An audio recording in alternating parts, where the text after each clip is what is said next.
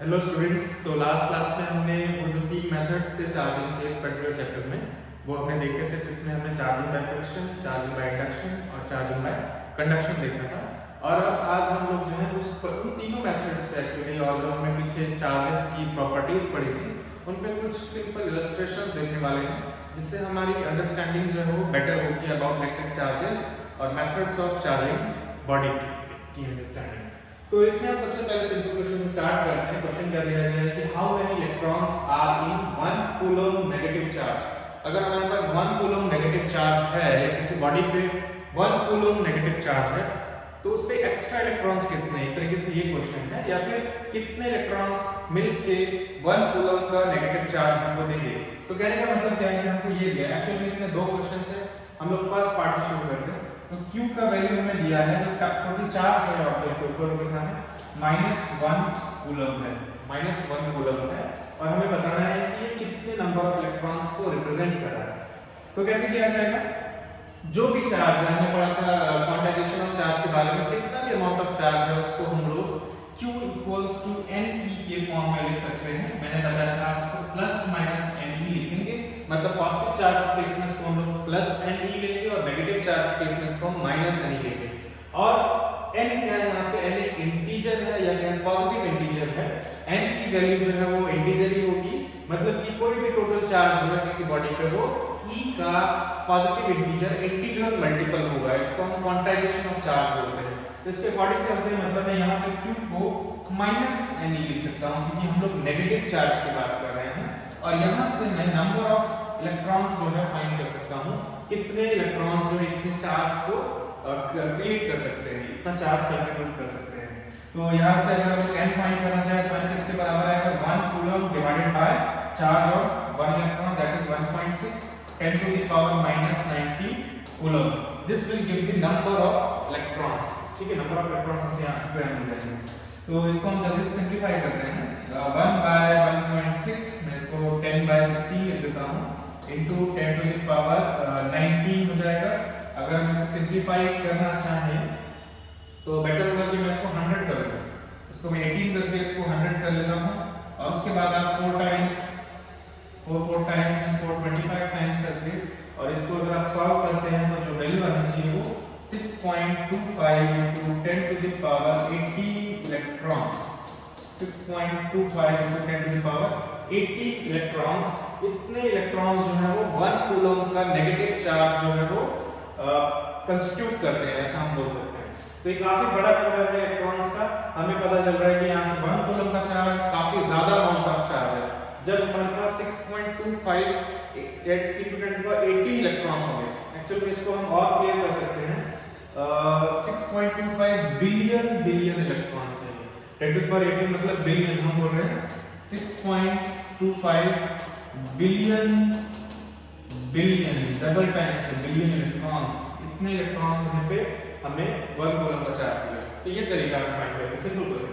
Next क्या बोला गया है, can a body have a charge of 0.8 10 to the power -19 coulomb.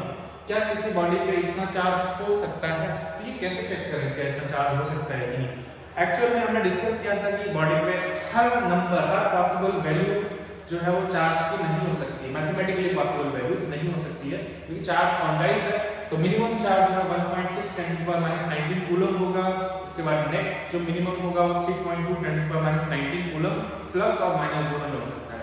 तो इसी की सारी वैल्यूज पॉसिबल नहीं है, और हमको चेक करना है क्या ये वैल्यू पॉसिबल है कि नहीं है। तो कैसे चेक करेंगे, ऐसा करते हैं कि हम फाइंड करते हैं कि इतना इतना चार्ज होने के लिए कितना नंबर ऑफ चार्ज पार्टिकल होना चाहिए, कितने यूनिट्स ऑफ चार्ज पार्टिकल्स होने चाहिए, मतलब इलेक्ट्रॉन्स या प्रोटॉन्स।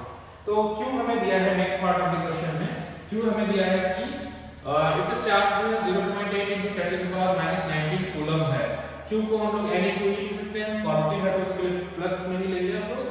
और यहाँ से हम लोग देखते हैं n का वैल्यू क्या एक इंटीजर आता है कि नहीं। अगर n का वैल्यू इंटीजर नहीं आता है, पॉजिटिव इंटीजर नहीं आता है, in that case this charge is not possible. तो देखते हैं n इज इक्वल टू क्या होगा, 0.28 into 10 to the power -19 divided by 1.6 into 10 to the power -19। Okay, वैसे तो हम डायरेक्टली बता सकते थे इस क्वेश्चन का आंसर क्योंकि स्मॉलेस्ट चार्ज जो है 1.6 × 10⁻⁹ कूलम है और ये उससे भी स्मॉल है, जो कि पॉसिबल नहीं होगा।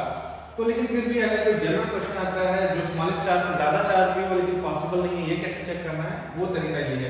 तो इससे कैंसिल हो जाएंगे दोनों क्वांटिटीज और वैल्यूज, सॉरी, और ये हमें कितना देगा 8/16 1/2 that is 0.5, that means number of protons, अगर पॉजिटिव चार्ज होता है बोल सकते हैं 0.5 प्रोटॉन्स होंगे तो वो इतना चार्ज प्रोड्यूस करेंगे, which is not possible, but because proton जो है वो उसको further half protons does not exist, simple चीज है। सो ये चार्ज जो है वो एग्जिस्ट नहीं करेगा, this is not possible. Next question पे चलते हैं हम लोग। तो ये एक सिंपल क्वेश्चन था, क्वांटाइजेशन ऑफ चार्ज पे बेस्ड था। नेक्स्ट हमारे पास जो क्वेश्चन है यहाँ पे वो देखते हैं। क्वेश्चन है glass rod is rubbed with a silk cloth, जैसा हम लोग देख रहे थे कुछ एग्जांपल्स में, और glass rod acquires a charge of 19.2 10⁻⁻19 coulomb. ये ग्लास रॉड के ऊपर पॉजिटिव चार्ज आ रहा है, ठीक है।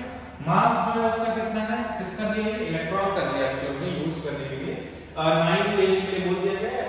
एक्चुअल वैल्यू जो होता है 9.1 10⁻31 केजी होता है, हम राउंड ऑफ करके 9 उसको लेते हैं। तो यहाँ पे क्या दिया, ग्लास रॉड जो है उसको सिल्क से रब किया गया, ग्लास रॉड पे चार्ज आ गया, पॉजिटिव चार्ज आ गया। कैसे आया होगा, एक्चुअल में क्या हुआ होगा, यहाँ पे इलेक्ट्रॉन्स का ट्रांसफर हुआ होगा ड्यू टू फ्रिक्शन, जो हमने डिस्कस किया था। जो सिल्क क्लॉथ है उससे इलेक्ट्रॉन्स, उस पे इलेक्ट्रॉन्स ट्रांसफर होंगे फ्रॉम द ग्लास रॉड, इसी वजह से ग्लास रॉड जो है पॉजिटिवली चार्ज हो गया है। और अगर हमसे दूसरा केस पूछा जाए तो सिल्क क्लॉथ है वो नेगेटिवली चार्ज हो जाना चाहिए। तो चार्ज कितना है, -19.2 10⁻⁻19 coulomb. Find the number of electrons lost by glass rod. Glass rod में इलेक्ट्रॉन्स लूज किए हैं, कैसे फाइंड करेंगे, तो ग्लास रॉड पे चार्ज कितना है, Q = 19.2 × 10⁻⁻19 कूलम। तो कितने इलेक्ट्रॉन्स निकालने से इतना पॉजिटिव चार्ज आएगा ये हम बता सकते हैं। उसके लिए हम लोग ये फाइंड कर सकते हैं कि कितना डेफिशिएंसी ऑफ इलेक्ट्रॉन है, इतना चार्ज का मतलब कितने इलेक्ट्रॉन्स कम है ये बताना है। तो सिंपली हम मान लेते हैं कि वो जो n नंबर ऑफ इलेक्ट्रॉन्स है वो हमने ट्रांसफर किए थे, इस वजह से जितने नंबर ऑफ इलेक्ट्रॉन्स ट्रांसफर किए उसके इक्विवेलेंट पॉजिटिव चार्ज आ गया है। तो हम सीधे नंबर ऑफ इलेक्ट्रॉन्स निकाल के n को लिख सकते हैं, दैट विल गिव 19.2 10⁻⁻19 कूलम, और यहां से n जो आएगा वो 19.2 × 10⁻⁻19 डिवाइडेड बाय 1.6 × 10⁻⁻19 दिया है।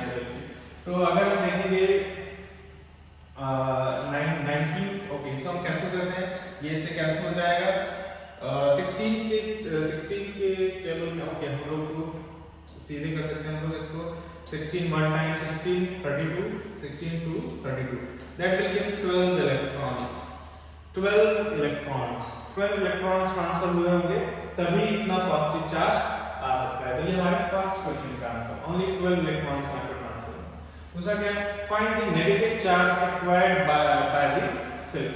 तो जो सिल्क क्लॉथ है उस पे नेगेटिव चार्ज आएगा क्योंकि वहां इलेक्ट्रॉन्स जो है ट्रांसफर हुए हैं। तो नेगेटिव चार्ज कितना होगा, एक्चुअल में स्टार्टिंग में ग्लास रॉड और सिल्क क्लॉथ दोनों ही न्यूट्रल थे, तो ग्लास रॉड से कितने इलेक्ट्रॉन्स, 12 इलेक्ट्रॉन ट्रांसफर है किसको, सिल्क क्लॉथ को। तो 12 इलेक्ट्रॉन्स जो एक्सेस इलेक्ट्रॉन्स हैं उनका ही चार्ज आएगा सिल्क क्लॉथ पे, और हर इलेक्ट्रॉन का चार्ज 1.6 10⁻⁻19 कूलम होता है।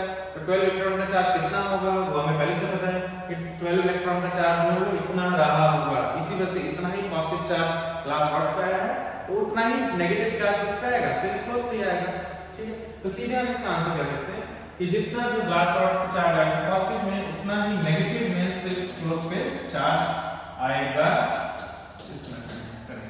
उसके बाद क्या है, next third question, is there a mass, is there transfer of mass from the glass rod to the silk.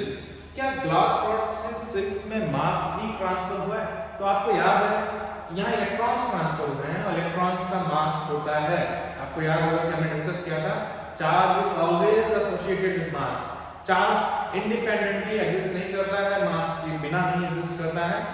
Mass, Jin particles का मास होता है वही चार्ज होते हैं, उनमें से कुछ पार्टिकल्स ही चार्ज होते हैं। तो कितना मास ट्रांसफर हुआ है? यस, मास ट्रांसफर हुआ है, ग्लास से सिल्क की तरफ मास ट्रांसफर हुआ है। कितना ट्रांसफर हुआ है क्या ये बताया जा सकता है? ये भी बताया जा सकता है क्योंकि 12 इलेक्ट्रॉन्स ट्रांसफर हुए हैं और एक इलेक्ट्रॉन का मास जो है वो 9.1 या 9 लेना है हमें यहाँ पे इनटू 10⁻⁻³ 31 kg होता है, that will give a total mass of 108 into 10 to the power minus 931 kg. This is the amount of mass that has been transferred from the glass rod to the cell. तो इस question में भी हमने एक तरीके से charge की जो प्रॉपर्टीज हमने पढ़ी थी चार्जेस के बारे में वो देखा है, और फ्रिक्शन से चार्ज ट्रांसफर के केस में कितना अमाउंट ऑफ चार्ज जनरेट होगा बॉडीज के ऊपर और कितना नंबर ऑफ इलेक्ट्रॉन्स ट्रांसफर होंगे, आप इस तरीके से फाइंड कर सकते हैं। ये क्वेश्चन उस टॉपिक में बेस्ड था। एक क्वेश्चन और देखते हैं, कुछ बाकी जो हमारे मेथड्स हैं जो उन पे बेस्ड हो। ओके, इस क्वेश्चन में क्या दिया गया है ये देखते हैं।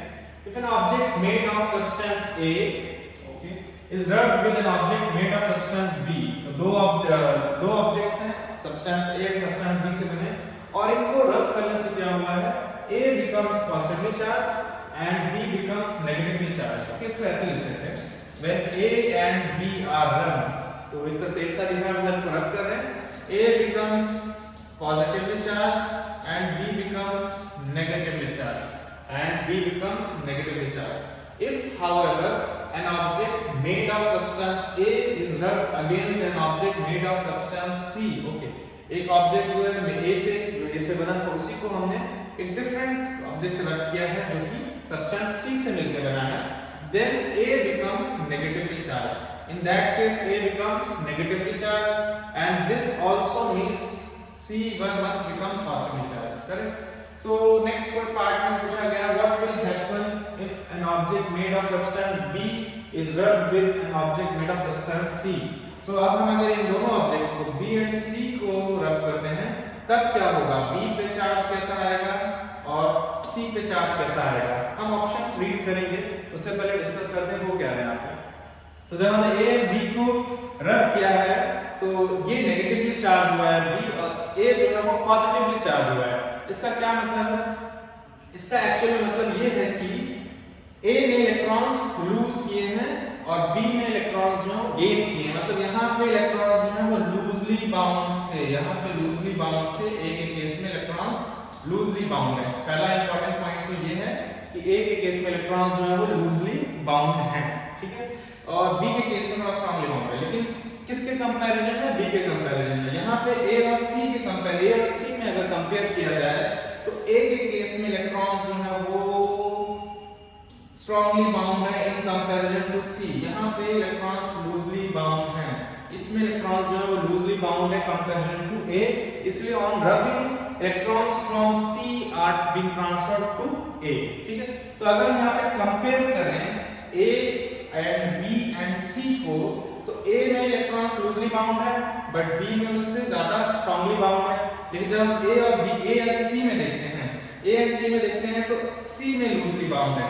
इसका क्या मतलब है, इसका मतलब कि सबसे ज्यादा लूजली बाउंड इलेक्ट्रॉन्स इन तीनों में A, B और C में सबसे ज्यादा लूजली बाउंड इलेक्ट्रॉन्स जो है वो किस में होने चाहिए, C में होने चाहिए, बिकॉज़ इन दोनों में सबसे ज्यादा लूजली बाउंड कौन से, A में है, बट A को हम किसी और मटेरियल से रब कर रहे हैं तो उसके इलेक्ट्रॉन्स A में ट्रांसफर हो, मतलब C में सबसे ज्यादा लूजली बाउंड इलेक्ट्रॉन्स हैं, सबसे ज्यादा लूजली बाउंड इलेक्ट्रॉन्स किसमें है, C में है, अमंग दीस इन तीनों में।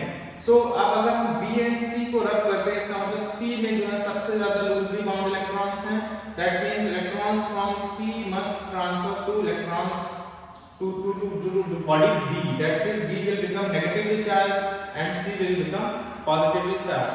इस तरीके से आपको गेस करना होगा, बिकॉज़ A एंड B में तो A लूज कर रहा है electron but A and C में C लूज कर रहा है, दैट मींस C में सबसे वीकली बॉन्डेड है इलेक्ट्रॉन्स और इसी वजह से वो जल्दी ही एनर्जी गेन करके ट्रांसफर हो जा रहे हैं A को, and this shows that C is the material which has the most loosely bounded electrons। so electrons जब हम B and C को रब करेंगे तो loosely bound सबसे ज्यादा कम किसमें है, C में है, तो C के इलेक्ट्रॉन्स में जल्दी एनर्जी गेन करके बाय फ्रिक्शन जंप कर सकते हैं, ट्रांसफर हो सकते हैं, एग्जिट कर सकते हैं फ्रॉम द सब्सटेंस और एटम एंड B को मिल सकते हैं, that means B will become negatively charged and C will become positively charged। तो यहां चेक करते हैं कोई ऐसा option, B will become positively charged नहीं होगा, ये भी नहीं होगा, B will become negatively charged and C will become positively charged। Okay, ये वाला करेक्ट है बिकॉज़ B जो है वो नेगेटिवली चार्ज हो जाएगा, तो ये C वाला जो हमारा ऑप्शन है ये करेक्ट है। क्योंकि डी में लिखा है B becomes negative charge and C becomes negative charge. ये तो आप ऐसे ही एलिमिनेट कर सकते थे, दोनों पे सेम चार्ज नहीं आ सकता है फ्रिक्शन में, जब चार्जिंग का फ्रिक्शन कर रहे हैं तो दोनों बॉडीज पे सेम चार्ज नहीं आ सकता। तो इस क्वेश्चन के आगे बढ़ते हैं। इस क्वेश्चन से आपको एक इंपॉर्टेंट चीज ये पता चली है कि यहाँ पे जब इलेक्ट्रॉन ट्रांसफर डिपेंड किस पे करता है, किस बॉडी से किस बॉडी में इलेक्ट्रॉन ट्रांसफर होगा, ये मैंने आपको पहले भी बताया था। ये हमेशा लूजली बाउंडेड इलेक्ट्रॉन्स जिस बॉडी में है उससे इलेक्ट्रॉन्स जो है वो दूसरी बॉडी में ट्रांसफर होंगे, क्योंकि उनको पहले एनर्जी मिल जाएगी, फ्रिक्शन से तुरंत एनर्जी मिलेगा और वो एग्जिट कर सकते हैं एटम से। करेक्ट। सो अब हम नेक्स्ट क्वेश्चन देखते हैं जो थोड़ा सा डिफरेंट टॉपिक आंसर पे बेस्ड होगा। हमने पिछले 3 जो क्वेश्चंस देखे हैं उनमें आपको इंपॉर्टेंट पॉइंट्स सीखने को मिले होंगे, उनको आपको नोट कर लेना चाहिए। ओके, इस क्वेश्चन के बारे में बात करते हैं। शायद ये क्वेश्चन जो है चार्जिंग बाय कंडक्शन से रिलेटेड है। यहाँ पे दिया है 3 ऑब्जेक्ट्स हैं A, B and C। There are 3 objects A, B and C and all the 3 are identical हैं, इंसुलेटेड हैं, स्फेरिकल कंडक्टर्स हैं। They are conductors. When it is saying they are insulated, it means it is not in contact with the ground, मतलब ground के contact में नहीं है, इस तरीके से रखे गए हैं। इंसुलेटेड है सराउंडिंग से, लेकिन आपस में इंसुलेटेड नहीं है, ध्यान रखिए। तो ये 3 आइडेंटिकल है कंडक्टर्स। आइडेंटिकल का मतलब यही है कि सेम मटेरियल है और सेम जो है वो शेप एंड साइज है। आपको याद आ रहा होगा इसके बारे में मैंने आपको पहले कुछ बताया था। तो ये 3 हमारे पास आइडेंटिकल स्फेरिकल कंडक्टर्स हैं which are insulated from the ground. Okay. Originally A and B have charges +3 and C has a charge of -6. Actually ये क्या है, ये मिली कूलम में लिखा है। तो इस पे इनिशियली जो चार्ज है वो 3 मिली कूलम दोनों पे है। A and B पे 3 मिली कूलम है प्लस में, एंड C पे जो चार्ज है वो -6 मिली कूलम है, माइनस में है और -6 मिली कूलम है। अब इसके बाद क्या किया गया उस बारे में बात करते हैं। तो object A and C are touched and moved apart. तो स्टार्टिंग में क्या किया, A एंड C को टच किया गया। तो पहला हम लिख लेते हैं, पहला स्टेप जो रहेगा उसमें A एंड C को टच किया गया एंड देन उनको सेपरेट कर दिया गया। ये हमारा क्या है, स्टेप 1 है जो यहाँ किया गया है। याद रखना है कि ये जिस तरीके से आप इसको होल्ड करके ले जा रहे हैं, सपोज आप इसके साथ एक स्टैंड लगा सकते हैं, वो स्टैंड इंसुलेटेड है, बट ये आपस में टच कर सकते हैं, ये कंडक्टर्स हैं, ठीक है, आइडेंटिकल कंडक्टर्स हैं, स्फेरिकल कंडक्टर्स। तो स्टेप 1 में क्या किया है, A को C के कांटेक्ट में लाया गया और स्टेप 2 में इसके बाद इनको सेपरेट कर दिया गया है। और इसके जस्ट बाद जो नेक्स्ट स्टेप है, स्टेप 2, उसके बाद objects B and C are touched before they are moved apart. B and C को कांटेक्ट में लाया गया है एंड देन उनको सेपरेट कर दिया गया है। तो अब फाइनली हमारे पास A and B and C फिर से मिल जाएंगे, तीनों के तीनों स्फीयर्स, बट इनको कांटेक्ट में लाने के बाद फिर सेपरेट कर दिया गया है। तो होना क्या वाला है, आपको याद होगा यहाँ पे दोनों कंडक्टर्स अगर हम कांटेक्ट में लाते हैं तो चार्ज ट्रांसफर होगा। कितना चार्ज ट्रांसफर होगा ये कॉम्प्लेक्स होता है, बट अगर आइडेंटिकल कंडक्टर्स हैं तो उसमें बताना बहुत सिंपल होगा। कैसे, तो अगर हमने A को C के साथ कनेक्ट किया है तो चार्ज तभी ट्रांसफर होगा अगर चार्ज हैं ऑब्जेक्ट्स, डिफरेंट चार्जेस हैं, न्यूट्रल होंगे तब ऐसा कुछ नहीं होगा। तो हमने अगर A को C से कांटेक्ट में लाए हैं, A एंड C को अगर हम कांटेक्ट में लाए हैं तो A पे चार्ज है +3 मिली कूलम और इस पे -6 मिली कूलम। मैंने आपको बताया था एक स्पेशल केस जिसमें आइडेंटिकल कंडक्टर्स हैं, उनमें चार्ज इक्वली डिस्ट्रीब्यूट हो जाता है। जो टोटल चार्ज है दोनों बॉडीज पे वो इक्वली डिस्ट्रीब्यूट हो जाता है। तो टोटल चार्ज देखते हैं क्या है दोनों पे, इस पे 3 मिली कूलम है, इस पे -6 मिली कूलम है। तो दोनों को अगर दोनों पे टोटल चार्ज कितना होगा, चार्ज को अलजेब्रिकली ऐड किया जाता है, total charge will be -3 millicoulomb +6 millicoulomb, that is -3 millicoulomb. This is the total charge on A and C and this will get divided on contact between A and C। जैसे A and C के बीच में contact आएगा ये charge equally divide हो जाएगा। Equally divide होने का मतलब A पे चार्ज कितना आ जाएगा -3/2 मिली कूलम एंड C पे भी चार्ज कितना आ जाएगा -3/2 मिली कूलम। इस तरीके से इक्वली चार्ज जो है वो सेपरेट हो जाएगा।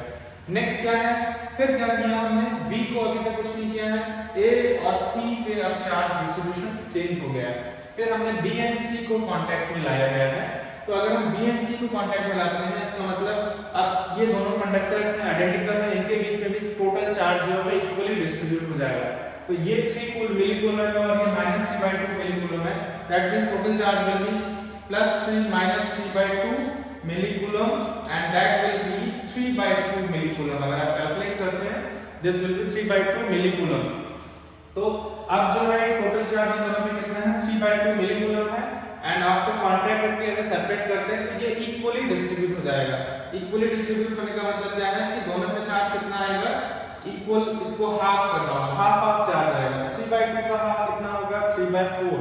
इस पे जो चार्ज आएगा यानी कि हम किसकी बात कर रहे हैं इस बार B एंड C की बात कर रहे हैं, तो B पे जो चार्ज आ जाएगा वो 3/4 मिलीकूलम एंड C पे भी चार्ज आएगा 3/4 मिलीकूलम।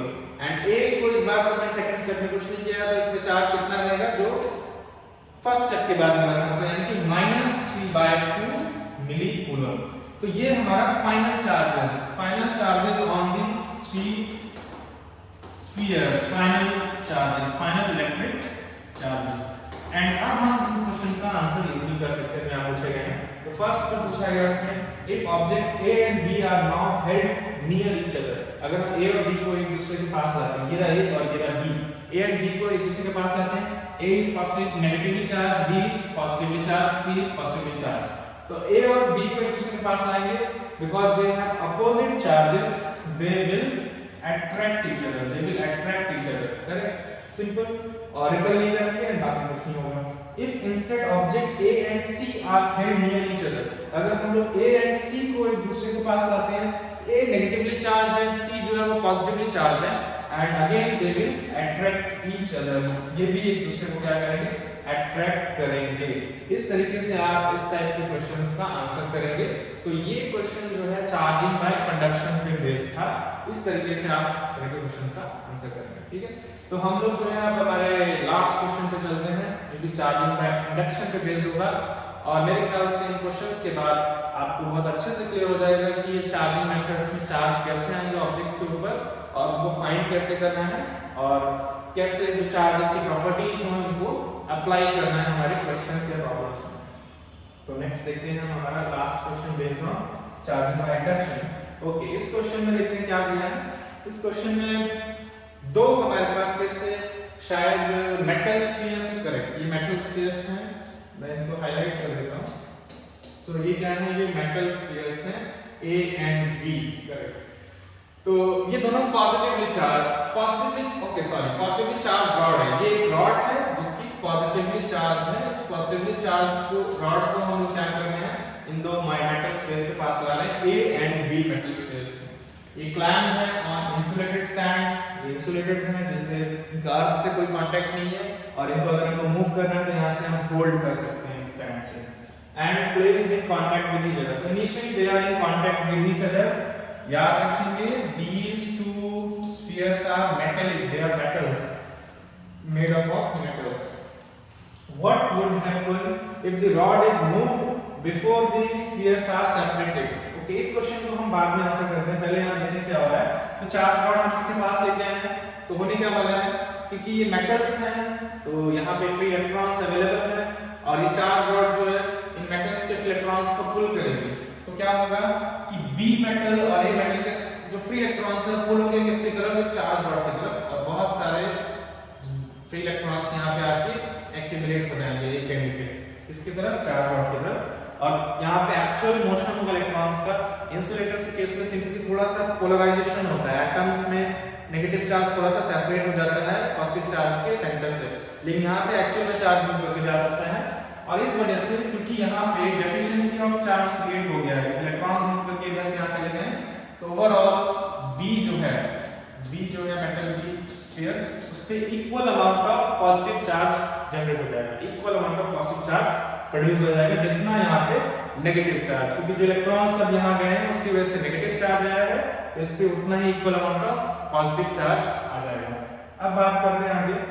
तो what would happen if the rod is removed before the spheres are separated?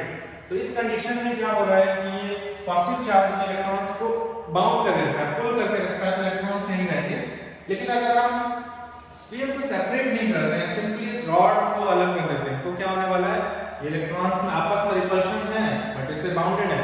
तो अगर हम इसको रिमूव करते हैं, हमारा जो ग्लास रॉड है शायद जो भी चार्ज रॉड है उसको अगर हम यहाँ से रिमूव करते हैं उस केस में ये electrons under their own repulsion फिर से रीडिस्ट्रीब्यूट हो जाएंगे और फिर से ए एंड बी पे न्यूट्रल हो जाएंगे, इनिशियली न्यूट्रल थे और फिर से न्यूट्रल हो जाएंगे, नेट चार्ज जो है वो जीरो हो जाएगा, हर जगह चार्ज इक्वली डिस्ट्रीब्यूट हो जाएगा, मतलब जैसे पहले कंडीशन थी उसी कंडीशन में वापस आ जाएंगे, क्योंकि इलेक्ट्रॉन्स का रिपल्शन और रिपल्शन की वजह से इलेक्ट्रॉन्स जो है इक्वली डिस्ट्रीब्यूट हो जाएंगे इस तरीके से कि नेट रिपल्शन जो है वो किसी डायरेक्शन में ना हो, और जैसा ये पहले था न्यूट्रल ही हो जाएगा। तो फर्स्ट पार्ट का आंसर ये होगा कि अगर हम लोग पहले इसको रिमूव कर देते हैं, then the negative charge will again equally redistribute and both the metal spheres A and B will become neutral. Okay, first question का ये आंसर होगा। Would the induced charge be equal in magnitude even if the sphere had different sizes or different conductors? Actually यहाँ पर जो charge induce हुआ है, मैंने आपको बताया कि चार्ज इंड्यूस अगर यहाँ पे Q हुआ है तो ये भी Q ही होगा, बस ये पॉजिटिव होगा या नेगेटिव होगा। अगर इनमें से एक स्फीयर बड़ा हो और एक छोटा हो या डिफरेंट साइजेस के होते हैं या डिफरेंट जो मटेरियल होगा, कंडक्टर्स हैं, डिफरेंट मटेरियल हो सकता है, मेटल्स होने चाहिए, तो क्या इंड्यूस्ड चार्ज डिफरेंट होंगे? ऑब्वियसली ऐसा नहीं होगा, क्योंकि हम चार्ज कंजर्वेशन से ऐसा बोल सकते हैं। टोटल चार्ज जो इनिशियली अगर हम बोले टोटल चार्ज इन दोनों मेटल स्फीयर के ऊपर क्या था, जीरो था, तो आप क्योंकि यहाँ चार्ज ट्रांसफर नहीं हुआ है तो फाइनली चाहे इंडक्शन हो जाए उसके बाद भी टोटल चार्ज जीरो रहना चाहिए। तो चाहे ये बड़ा स्फीयर हो या छोटा स्फीयर हो, चार्ज कंजर्वेशन तो फॉलो करेगा ही। तो अगर Q चार्ज यहाँ आता है, मान लेते हैं स्फीयर बड़ा होता है, डिफरेंट मटेरियल का होता है, और फिर से -Q चार्ज यहाँ आता है, तो ऑटोमेटिकली दूसरे एंड पे पॉजिटिव Q चार्ज आना चाहिए, तभी इन दोनों का नेट सम टोटल चार्ज जो है, नेट चार्ज जो है दोनों के ऊपर क्या आ जाएगा, जीरो आ जाएगा। तो it is independent of shape and size. जो पोलैरिटी यहाँ जनरेट होगी, इक्वल चार्जेस यहाँ जनरेट इंड्यूस होंगे, वो शेप और साइज पे डिपेंड नहीं करेंगे। शेप और साइज पे डिपेंड करता था कंडक्शन से जो चार्ज ट्रांसफर होगा, लेकिन जब चार्ज इंड्यूस होगा एक मटेरियल के अंदर, तो जितना नेगेटिव चार्ज इंड्यूस होगा उतना ही पॉजिटिव चार्ज इंड्यूस होगा, क्योंकि इनिशियली ये न्यूट्रल था, तो हम चार्ज कंजर्वेशन से ऐसा बोल सकते हैं। तो इसका आंसर होगा नहीं। ओके, यस, क्योंकि यहाँ पूछा है कि क्या बोथ चार्जेस इक्वल होंगे? Yes, both charges will be equal even the spheres have different sizes and they are different conductors. Finally, since last part में पूछा गया what will happen if the spheres are separated first and then the rod is removed. So ये last point काफी important है, क्योंकि हम यहाँ पे चार्जिंग बाय इंडक्शन को एक और तरीके से यहाँ देखने वाले हैं। लास्ट क्लास में मैंने चार्जिंग बाय इंडक्शन में आपको मैंने अर्थिंग वाला मेथड बताया था, अर्थिंग करके हम चार्जिंग कर सकते हैं, बट यहाँ पर हम लोग जो है एक और तरीके से देखने वाले हैं। वो कैसे? आपने क्या किया, इस पॉजिटिव चार्ज मेटल जो हमारी रॉड है इसको इसके क्लोज लाया, कांटेक्ट में नहीं लाया, इलेक्ट्रॉन्स को पुल करेगा, यहाँ चार्ज इंड्यूस होगा, यहाँ पॉजिटिव चार्ज आएगा इक्वल अमाउंट में। अब अगर आप इस रॉड को हटा देना, सपोज आप मेटल के बीच के स्टैंड को पकड़ते हैं और इसको अलग कर देते हैं, एंड देन आप फिर रॉड को रिमूव करते हैं। फर्स्ट पार्ट में हमने पहले ही रॉड रिमूव कर दी थी, इस बार हम क्या कर रहे हैं, इनको सेपरेट कर रहे हैं। सेपरेट करने का मतलब अभी कांटेक्ट में नहीं रहेंगे और फिर हम इसको रिमूव करें, तो क्या होने वाला है, सेपरेट करने के बाद नेगेटिव चार्ज इलेक्ट्रॉन्स यहाँ रीच कर गए थे और वापस यहाँ नहीं जा सकते हैं। अब इनके बीच में कोई कांटेक्ट नहीं है, दोनों स्फीयर जो अलग अलग हैं, ये A और ये B, दोनों को सेपरेट कर दिया, एक दूसरे से काफी दूर रखते हैं। तो अब यहाँ पे जो उसके बाद हमने रॉड को रिमूव किया, तो यहाँ पे जो नेगेटिव चार्ज एक्यूमुलेटेड था वो इक्वली डिस्ट्रीब्यूट हो जाएगा किसपे, इस मेटल स्फीयर पे, और अब ये यहाँ नहीं जा सकता है, तो दूसरा वाला मेटल स्फीयर जो हमारा उतना ही पॉजिटिव चार्ज हो जाएगा। अगर इसका नेगेटिव चार्ज क्यों था तो इसका पॉजिटिव चार्ज क्यों आ जाएगा। और इस तरीके से हमने इन दोनों बॉडीज को परमानेंटली क्या कर दिया है, चार्ज कर दिया है बाय इंडक्शन। तो ये भी एक तरीका है बाय इंडक्शन ऑब्जेक्ट्स को परमानेंटली चार्ज करने का। एक मेथड जो हमने पढ़ा था वो अर्थिंग पे बेस्ड था। तो ये कुछ क्वेश्चन थे charging by friction, charging by induction and charging by conduction, and जो हमने पीछे प्रॉपर्टीज पढ़ी थी चार्जेस की उस पे बेस्ड। तो मेरे ख्याल से आपको अब ये मेथड्स बहुत अच्छे से क्लियर हो गए होंगे, क्योंकि इन मेथड्स के बाद या चार्जेस की प्रॉपर्टीज पढ़ने के बाद हमारे पास एक बहुत अच्छी अंडरस्टैंडिंग है इलेक्ट्रिक चार्जेस की, और इसी को लेके हम लोग इलेक्ट्रिक फोर्सेस के बारे में बात करेंगे कि चार्जेस के बीच इलेक्ट्रिक फोर्स कितना होगा, वो कैसे कैलकुलेट किया जाएगा। तो यहाँ से इसके आगे हम नेक्स्ट क्लास में कंटिन्यू करेंगे। Thank you.